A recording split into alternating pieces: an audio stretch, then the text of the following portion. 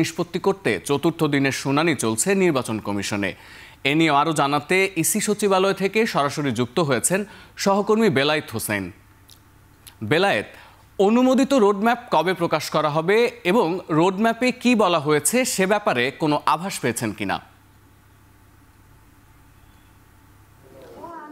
সতীর্থ, গত কয়েকদিন ধরে নির্বাচন কমিশনে আসলে রোডম্যাপ প্রকাশ করা হবে বলেও কিন্তু প্রকাশ করা হচ্ছিল না। আজকেই নির্বাচন কমিশন থেকে আমরা জানতে পেরেছি চূড়ান্তভাবে নির্বাচন কমিশন ত্রয়োদশ জাতীয় সংসদ নির্বাচনের রোডম্যাপ অনুমোদন দিয়েছে এবং এই রোডম্যাপে মূলত জাতীয় সংসদ নির্বাচনের ভোট গ্রহণ কবে অনুষ্ঠিত হবে, তফসিল কবে ঘোষণা করবে, প্রার্থিতা কবে দাখিল হবে, নির্বাচনের যে নানা ধরনের কার্যক্রম আছে সেই কার্যক্রমগুলোর সময়সীমাই কিন্তু এই রোডম্যাপে উল্লেখ থাকবে।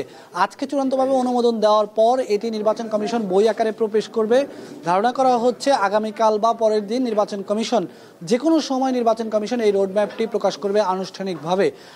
এটি ছিল রোডম্যাপের কথা। আর সীমানা পুনর্নির্ধারণের শুনানি নিয়ে যদি একটু জানিয়ে রাখি তাহলে বলতে হয় যে সকালের ধাপে শুনানি পুনর্নির্ধারণের যে শুনানি সেটি শেষ হয়েছে। সকালে বেলা 12:30 পর্যন্ত এখানে দুটি অঞ্চলের রাজশাহী এবং রংপুর এই দুটি অঞ্চলের যেই সংসদীয় আসনগুলো রয়েছে সেই আসনগুলোর উপরে যে সমস্ত সংক্ষুব্ধ প্রার্থীরা নির্বাচন কমিশনে অভিযোগ আপত্তি দায়ের করেছেন সেই আপত্তির উপরে শুনানি অনুষ্ঠিত হয়েছে। সেই শুনানিগুলো শেষ করে নির্বাচন কমিশন এখন বিরতিতে রয়েছে।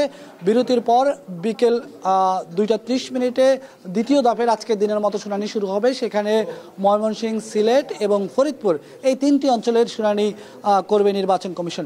সব মিলিয়ে আজকের মতো চতুর্থ দিনের শুনানি চলছে এবং আজকেই শেষ দিনের শুনানি। গত 3 দিন শুনানি চলেছে। মোট 4 দিনে নির্বাচন কমিশন 10টি অঞ্চলের শুনানি করেছে। প্রায় 100-র কাছাকাছি আসনে নির্বাচন কমিশনে সংক্ষুব্ধ প্রার্থীরা আপিল করেছেন। কেউ আসন বহাল চেয়েছেন, কেউ আসনটির নানা ধরনের পরিবর্তন চেয়েছেন।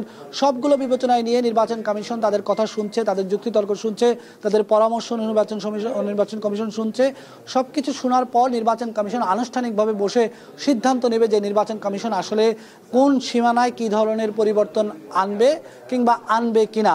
এখন পর্যন্ত নির্বাচন কমিশন যেই সিদ্ধান্ত নিয়ে রেখেছে, খসড়া যে সিদ্ধান্ত নির্বাচন কমিশনের রয়েছে সেটি হচ্ছে যে সর্বশেষ যেই সীমানা জাতীয় সংসদ নির্বাচন অনুষ্ঠিত হয়েছে সেই জাতীয় সংসদ নির্বাচনে যেই সীমানা ছিল সেই সীমানা থেকে 40টি আসনে নির্বাচন কমিশন পরিবর্তন এনেছে।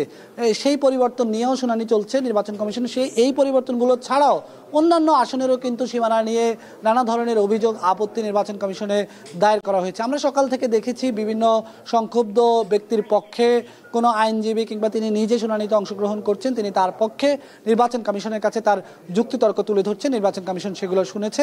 বিকেলেও নির্বাচন কমিশন শুনবে এবং সর্বশেষ নির্বাচন কমিশন সচিব এই বিষয়ে সামগ্রিকভাবে আমাদেরকে জানাবেন। এই ছিল আমার কাছে এখনকার মতো তথ্য।